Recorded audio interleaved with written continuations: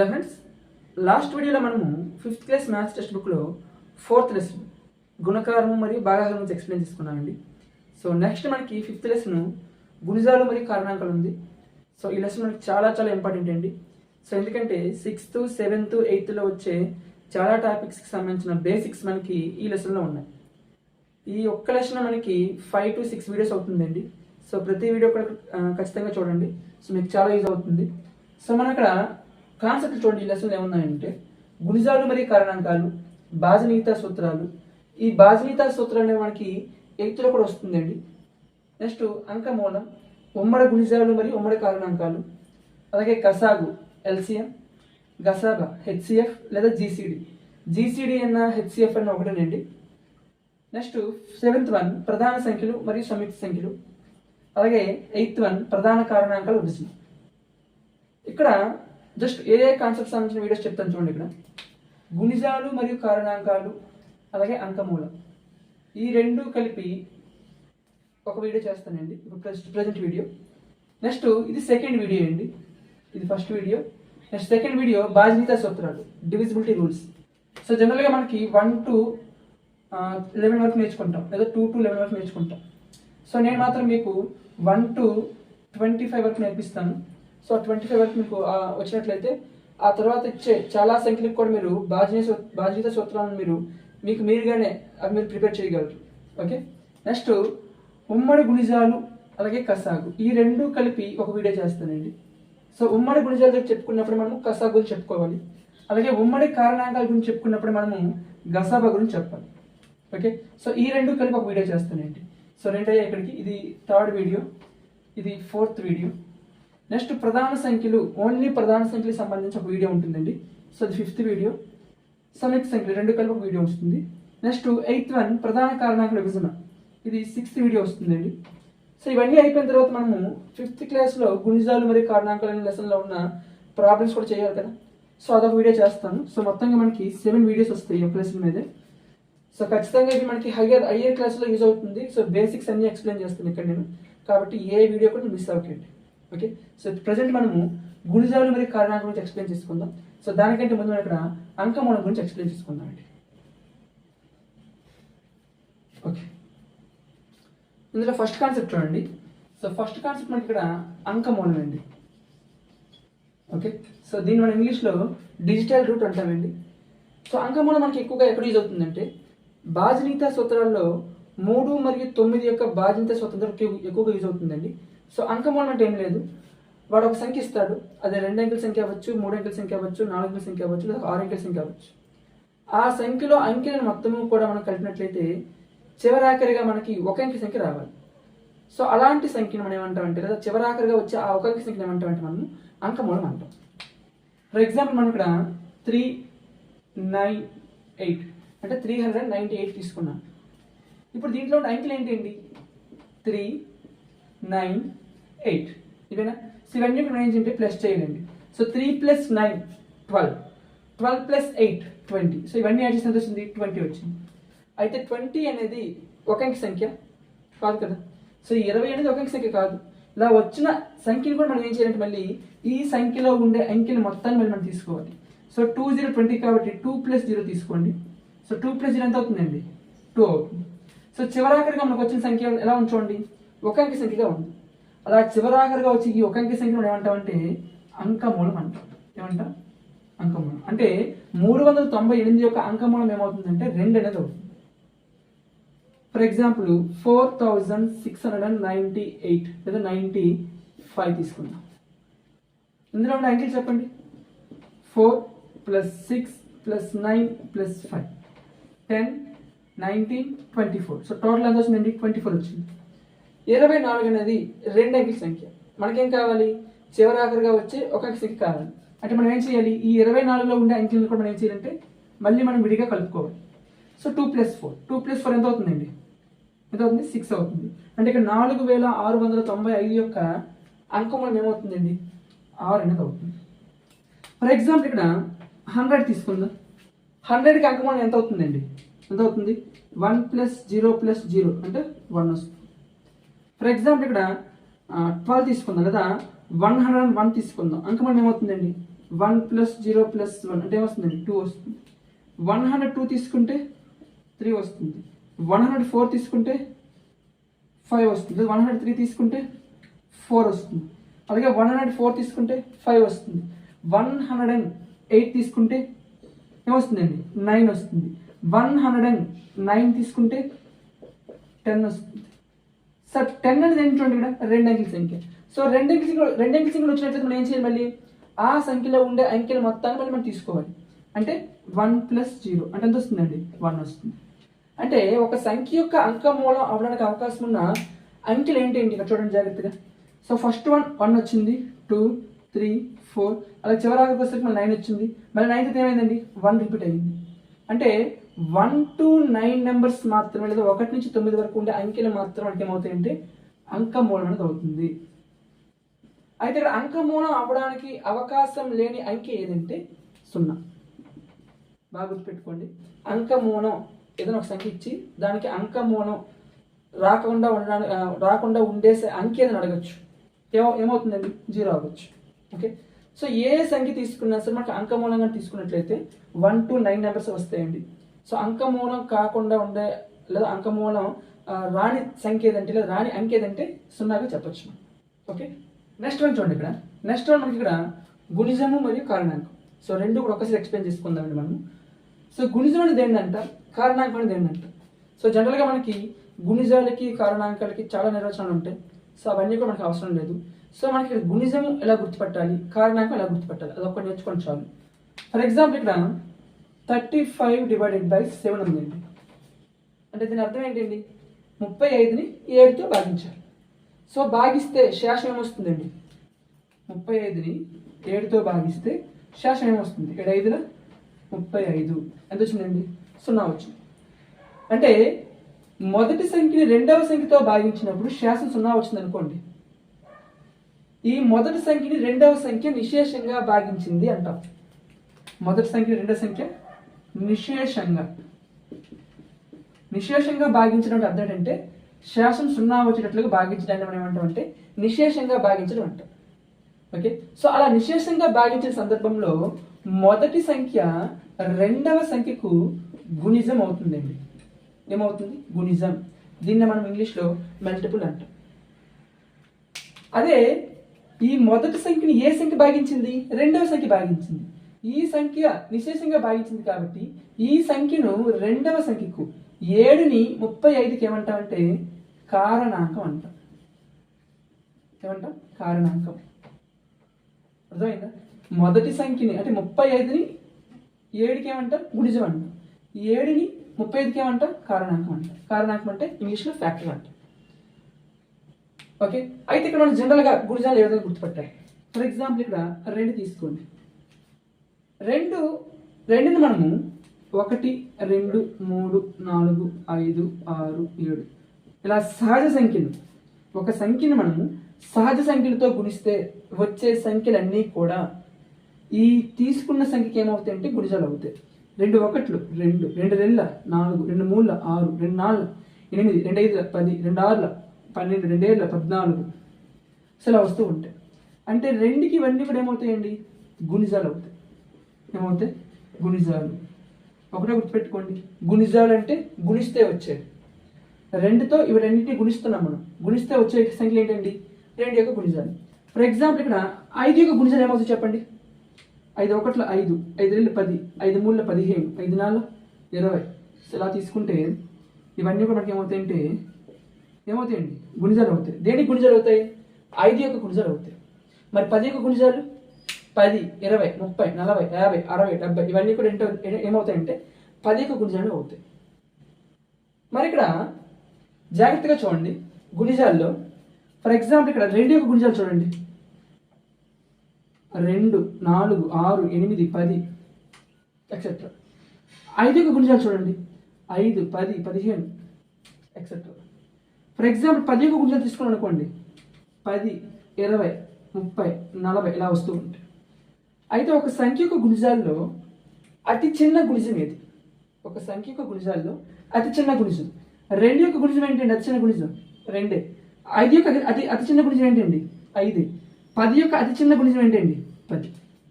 వాడు ఏ విధంగా అడగచ్చు అంటే ఏ అనేది ఒక సహజ సంఖ్య, ఆ ఏ యొక్క గుణిజాలలో అతి చిన్న గుణిజం ఏది అని ఇచ్చి ఆప్షన్లో first one 2a, second one a², third one a, fourth one some a³ లేదా 3a ఇలా ఇవ్వచ్చు. సో అతి చిన్న గుణిజం ఏమవుతుందండి? అతి చిన్న గుణిజం అంటే వాడు ఏ సంఖ్య ఇచ్చాడో అదే సంఖ్య అవుతుంది. సో 2 యొక్క అతి చిన్న గుణిజం 2, 5 యొక్క అతి చిన్న గుణిజం 5, 10 యొక్క అతి చిన్న గుణిజం 10. మరి 25 యొక్క అతి చిన్న గుణిజం ఏమవుతుందండి? 25 అవుతుంది. 25 యొక్క అతిపెద్ద గుణిజం ఏమవుతుందండి చెప్పగలమా? ఫర్ ఎగ్జాంపుల్ 2 యొక్క అతిపెద్ద గుణిజం ఏమవుతుందండి? 2, 4, 6, 8, 10, 12, 14, 16, 18 ఇలా వస్తూనే ఉంటాయి. ఇవన్నీ కూడా అవి ఎండ్ అవ్వు, ఎక్కడ కూడా ఎండ్ అవ్వదు. కానీ స్టార్టింగ్ నెంబర్ మనం చెప్పగలం, ఎండింగ్ నెంబర్ మనం చెప్పలేం. గుణిజాలకి స్టార్టింగ్ నెంబర్ మనం చెప్పగలం, ఎండింగ్ నెంబర్ చెప్పలేం. అంటే ఏం చెప్పచ్చు? ఒక సంఖ్య తీసుకుంటే ఆ సంఖ్యకి అతి చిన్న గుణిజం ఏమవుతుందంటే అదే సంఖ్య అవుతుంది, అతి పెద్ద గుణిజం ఏమవుతుందంటే చెప్పలేము. మరి చెప్పలేమంటే ఒక సంఖ్యకి ఎన్ని గుణిజాలు ఉంటాయండి? ఒక సంఖ్యకి ఎన్ని గుణిజాలు ఉంటాయి? ఫర్ ఎగ్జాంపుల్ 2 తీసుకోండి, 2కి ఎన్ని గుణిజాలు వస్తాయి? 2 7 వరకే రాశాను నేను. 2 8, 2 9, 2 10, 11, 12, 15 అలాగా 2తో మనం ఏ సంఖ్యను గుణించినా సరే మనకి 2 యొక్క గుణిజాలు వస్తూనే ఉంటాయి. అంటే గుణిజాలకి పరిమితం లేదండి, అవి అపరిమితం. గుణిజం అనేది ఏంటండి? అపరిమితం. గుణిజాలు అపరిమితం. పరిమితం అంటే కొంచెమే అర్థం, అపరిమితం అంటే చెప్పలేం, చాలా ఎక్కువ ఉంటాయి, అవన్నీ మనం చెప్పలేం. అయితే మనం గుర్తుపెట్టుకోవాల్సిన విషయం ఏంటంటే గుణిజాల్లో అతి చిన్న గుణిజం ఏమవుతుందంటే మనం ఏ సంఖ్య తీసుకుంటామో అదే సంఖ్య అవుతుంది. ఓకే, అది గుణిజాలకు సంబంధించిన బేసిక్ ఇన్ఫర్మేషన్ అండి. ఓకే, అయితే చెప్పండి ఇప్పుడు నాకు ఇక్కడ 35 అనేది 7కి ఏమైందండి? గుణిజం అయింది. అయితే ఇక్కడ భాగహారం ఎగ్జాంపుల్ తీసుకున్నాను. ఫర్ ఎగ్జాంపుల్ ఇలా తీసుకోవచ్చు, 36/7. అప్పుడు 36 అనేది 7కి గుణిజం అవుతుందా అని ఒక డౌట్ మీకు వచ్చి ఉండొచ్చు ఈ పాటికి. సో 35/7 తీసుకున్నప్పుడు ఇది గుణిజం అయింది, ఇది కారణాంకం అయింది. మరి 36/7 తీసుకుంటే గుణిజం అవుతుందా? ఇది అవుతుందా అవదా? అవ్వదు. ఎందుకు అవ్వదండి? మీకు ముందే చెప్పాను, నేను చెప్పాను నిశేషంగా భాగించాలి. 36ని 7 నిశేషంగా భాగిస్తుందా? భాగించదు. సో భాగించదు కాబట్టి ఇది గుణిజము కాదు, ఇది కారణాంకం కూడా కాదు. నిశేషంగా భాగించిన సందర్భంలోనే మొదటి సంఖ్యని రెండవ సంఖ్యకి గుణిజం అంటాం, రెండవ సంఖ్య మొదటి సంఖ్యకి కారణాంకం అంటాం. ఓకే, అంటే ఒక సంఖ్య యొక్క గుణిజాల్లో అతి చిన్న గుణిజం ఏమవుతుందండి? అదే సంఖ్య అవుతుంది. అతి పెద్ద గుణిజం ఏమవుతుందండి? చెప్పలేము. ఒక సంఖ్యకి గుణిజాల యొక్క సంఖ్య ఎంత అవుతుందండి? అంటే ఒక సంఖ్యకి ఎన్ని గుణిజాలు ఉంటాయి? 5 ఉంటాయా, 10 ఉంటాయా, 15 ఉంటాయా, లేదా 100 ఉంటాయా? చెప్పలేము, అపరిమితం. ఓకే, సో అది గుణిజాలండి. నెక్స్ట్ కారణాంకాలు చూద్దాం. సో కారణాంకాలకు సంబంధించి ఏం లేదండి, ఒక సంఖ్య ఏ సంఖ్యలతో నిశేషంగా భాగించబడుతుందో ఆ సంఖ్యను మనం కారణాంకంగా చెప్పుకుంటాం. ఫర్ ఎగ్జాంపుల్ ఇక్కడ 36 తీసుకుందాం. ఈ 36 అనేది ఏమో ఏ సంఖ్యలతో నిశేషంగా భాగించబడుతుంది చెప్పండి. చూడండి, ఇక్కడ 36 అనేది 1తో నిశేషంగా భాగిస్తుందా? ఒక 36 నిశేషంగా భాగిస్తుంది అంటే 1. 2 తోటి భాగిస్తుంది, 3 తోటి భాగించబడుతుంది, 4 తోటి 4 9 36 భాగించబడుతుంది, 5తో భాగించబడుతుంది, 6 తోటి 6 36, 7తో భాగించబడుతుంది, 8తో భాగించబడుతుంది, 9 తోటి 9 4 36. నెక్స్ట్ 10తో భాగించబడుతుందా? పడదు. నెక్స్ట్ 12 తోటి 18 తోటి 36 తోటి. ఎన్నో చూడండి, 1 2 3 4 5 6 7 8 9. అంటే ఈ 36కి ఇవన్నీ కూడా ఏమవుతాయండి? కారణాంకాలు అవుతాయి, ఫ్యాక్టర్స్ అవుతాయి. కారణాంకం అంటే ఏం లేదు, మనకి ఇచ్చిన సంఖ్య ఏ సంఖ్యలతో నిశేషంగా భాగించబడుతుందో, నిశేషంగా భాగించబడిన అర్థం ఏంటండి? శేషం 0 వచ్చే విధంగా భాగించబడాలి. అప్పుడు ఆ సంఖ్యను మనం ఏమంటామంటే ఇచ్చిన సంఖ్యకు కారణాంకాలు అంటాం. ఏమంటాం?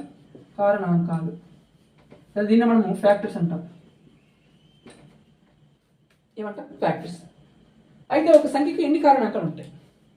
మనకి ఇక్కడ ఒక సంఖ్యకి ఎన్ని గుణిజాలు ఉంటాయండి? చెప్పగలిగామా? చెప్పలేకపోయాం. ఒక సంఖ్యకి అపరిమితంగా ఉంటాయి గుణిజాలు అనేవి. మరి కారణాంకాలు ఏ విధంగా ఉంటాయి? 36 తీసుకుంటే మీకు ఎన్ని గుణిజాలు వచ్చి చూడండి. ఇక్కడ కారణాంకాలు వచ్చి చూడండి, 1 2 3 4 5 6 7 8 9. అంటే 36కి 9 కారణాంకాలు వచ్చాయి. ఫర్ ఎగ్జాంపుల్ ఇక్కడ నేను 4 తీసుకుంటానండి. 4కి ఎన్ని కారణాంకాలు వస్తాయి చూడండి. 4 ఏ సంఖ్యతో భాగించబడుతుంది? ఒకసారి నీట్గా రాద్దాం. ఇక్కడ తీసుకుందానండి. 4కి కారణాంకాలు చెప్పండి. ఏమవుతాయండి? 1. దేనికైనా సరే మొదటి కారణాంకం 1 అవుతుందండి. నెక్స్ట్ 2తో డివిజన్ అవుతుందా? అవుతుంది. 4తో అవుతుందా? అవుతుంది. సో 1 2 4 ఇంకేమైనా అవుతాయా? ఇంక దేంతో డివిజన్ అవుతుందా? ఇంకేమవుతుంది అంటే 4కి ఏ కారణాలు వచ్చాయి? 1 2 4 ఎన్ని వచ్చాయండి? 3 వచ్చాయి. ఇక్కడ ఎన్ని వచ్చాయి? 9 వచ్చాయి.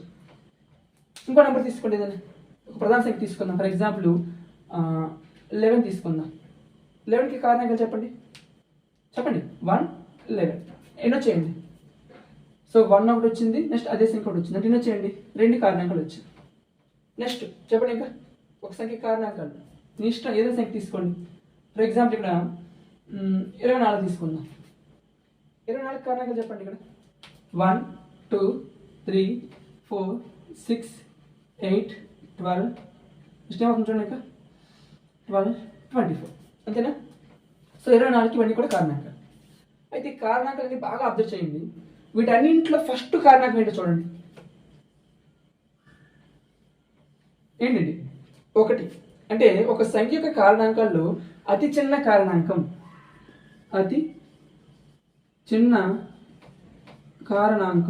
ఏమవుతుందండి? 1 అవుతుంది. ఎప్పుడు కూడా అతి చిన్న కారణాంకం 1 అవుతుంది.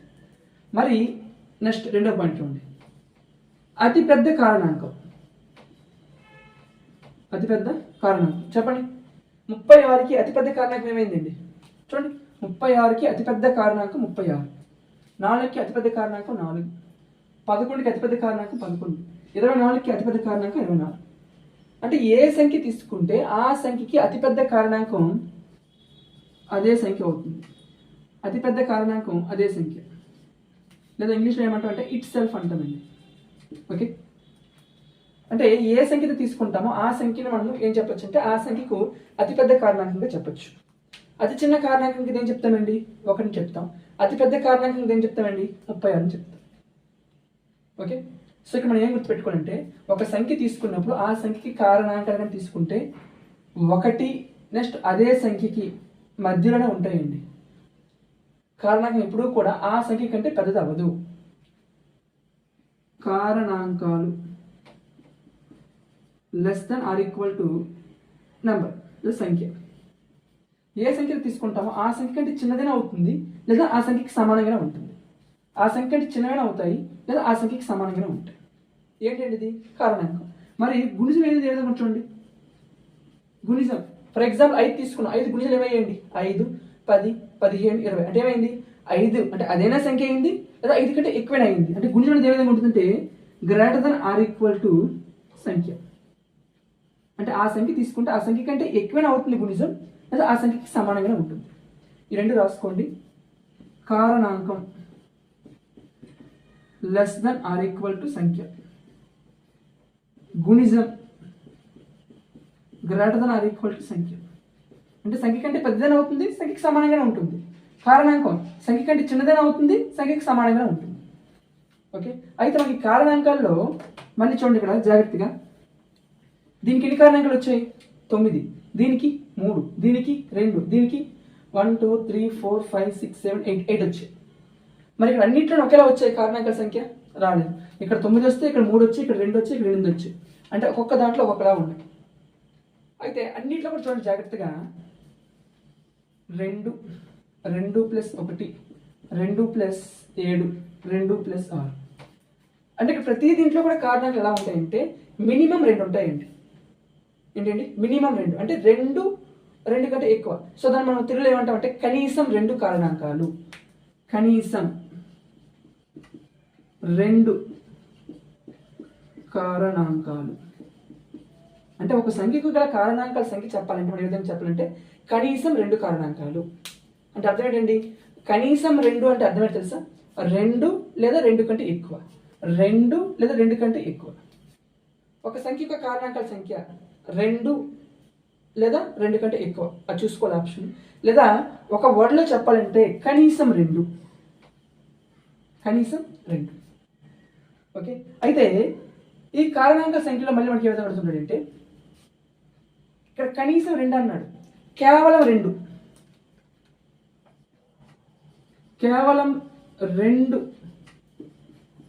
కారణాంకాలు గల సంఖ్యలు. కేవలం రెండే కారణాంకాలు ఉంటాయండి. అందులో ఒకటి అయితే ఇంకొకటి 11 అదే సంఖ్య అవుతుంది.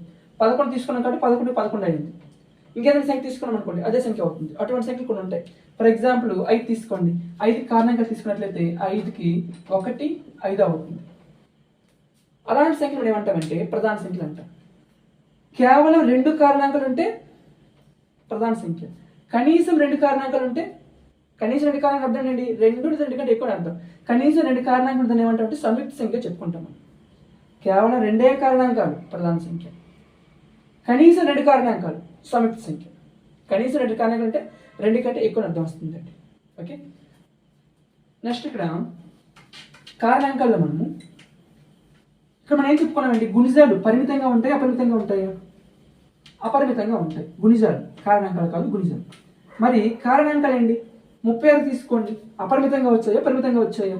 మీరు గుణిజాల్లోన ఏ సంఖ్య తీసుకున్నా 2తో స్టార్ట్ చేసాం. 4 6 8 ఇలా వస్తూనే ఉన్నాయి. 5కి 5 10 15 ఇలా వస్తూనే ఉన్నాయి. ఇవి గుణిజాలండి, కాబట్టి ఇవి అపరిమితం అయ్యాయి. ఇక్కడ నేను గుణిజాలు తీసుకోవడం లేదు, కారణాంకాలు తీసుకుంటున్నాను.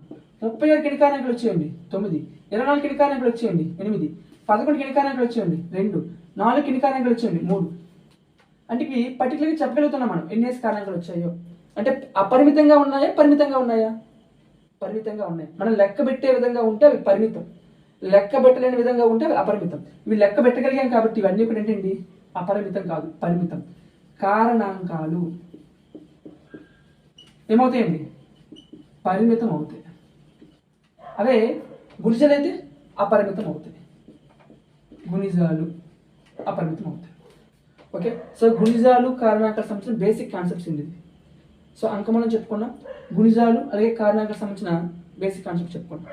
ఓకే, సో వీటికి సంబంధించి కొన్ని మనకి ఎలా అడుగుతుంటారంటే ఎగ్జామ్ పాయింట్ ఆఫ్లో గుణిజాలు కారణాంకాలను బేస్ చేసుకొని ఎగ్జామ్ పాయింట్ ఆఫ్లో మనకి స్టేట్మెంట్స్ రావడానికి అవకాశం ఉంది. సో కొన్ని స్టేట్మెంట్స్ ఒకసారి చూద్దాం మనం. ఇక్కడ చూడండి, నేను 12కి గుణిజాలు తీసుకున్నాను, కారణాంకాలు తీసుకున్నాను. 12కి ఏంటండి? ఏం చెప్పండి? గుణిజాలు, అంతేనా? ఓకే, ఇవేంటండి? ఇవి కారణాంకాలు. ఓకే, ఇప్పుడు 12కి గుణిజాలు చూడండి. 12 24 36 48 60. ఈ గుణిజాలను నువ్వు ఏ గుణిజమైన తీసుకోండి. ఫర్ ఎగ్జాంపుల్ 24 తీసుకుంటున్నాను నేను. ఆ 24ని 12 యొక్క కారణాంకాల్లో ఏ కారణాంకంతో భాగించబడకుండా ఉంటుంది? 12 యొక్క కారణాంకాల్లో ఏ కారణాంకం ఈ 24ని భాగించబడకుండా ఉంటుంది? చూడండి. 1తో భాగించబడుతుంది 24, భాగించబడుతుంది. 2తో భాగించబడుతుందా? 2 12, 3 8, 4 6, 6 4, 12 2. సరే, ఇంకో సంఖ్య తీసుకుందాం. 48 తీసుకోండి.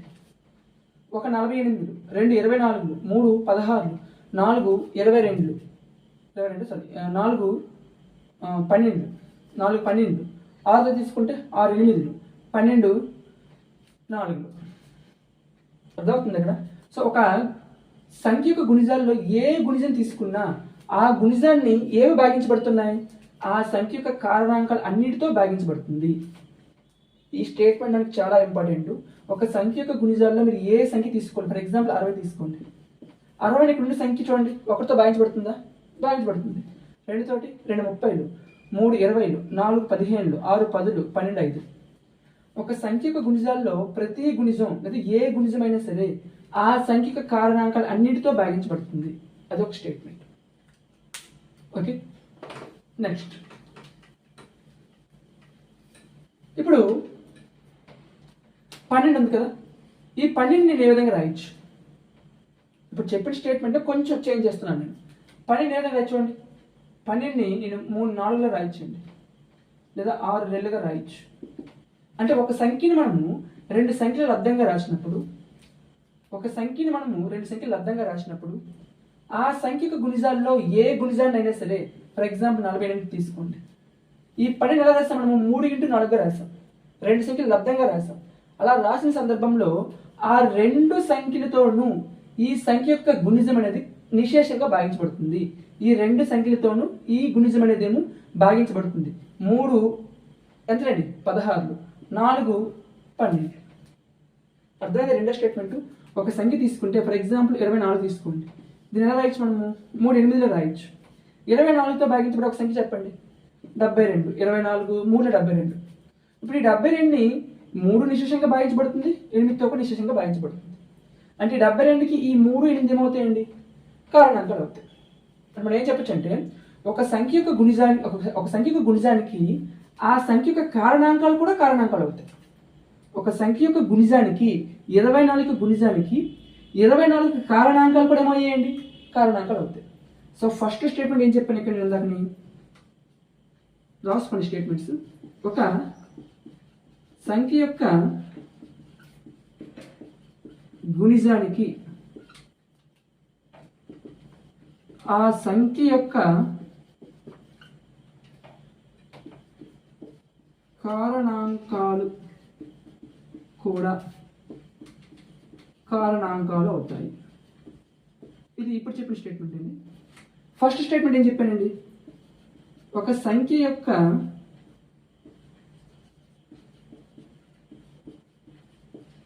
గుణిజానికి ఆ సంఖ్య యొక్క గుణిజాన్ని ఆ సంఖ్య యొక్క ప్రతి కారణాంకం నిశేషంగా భాగిస్తుంది. ఓకే, సో ఇలాంటి స్టేట్మెంట్స్ మనకి ఎగ్జామ్ పాయింట్ ఆఫ్లో అడుగుతూ ఉంటాడండి. సో కన్ఫ్యూజ్ అవుతుంటాం. సో మనకి కంటెంట్ మీద కానీ లేదా కాన్సెప్ట్ మీద కానీ అవగాహన లేకపోతే ఇలాంటి స్టేట్మెంట్స్ ఇచ్చినప్పుడు మనం చేయలేము. ఓకే, సో ఇది మనకి గుణిజాలు మరియు కారణాలకు సంబంధించిన బేసిక్ కాన్సెప్ట్. సో నెక్స్ట్ వీడియోలో మనము బీజగణిత సూత్రాల గురించి ఎక్స్ప్లెయిన్ చేసుకుందాం.